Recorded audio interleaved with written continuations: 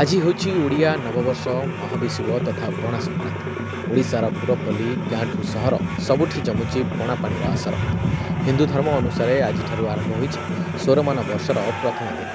ଖାସ୍ ସେଥିପାଇଁ ଓଡ଼ିଶାର ମାଟି ପାଣି ପବନ ସବୁଠି ନୂତନ ବର୍ଷ ଏବଂ ଏହା ସହ ଓଡ଼ିଶାର ପ୍ରାୟ ପ୍ରତିଟି ମଠ ମନ୍ଦିରରେ ଝାମୁ ଯାତ୍ରାର ପରମ୍ପରା ବେଶ୍ ମନ ଆକର୍ଷିତ ହେବା ସଙ୍ଗେ ଲୋକମାନଙ୍କର ଭିଡ଼ର ସୁଅ ଛୁଟିଛି।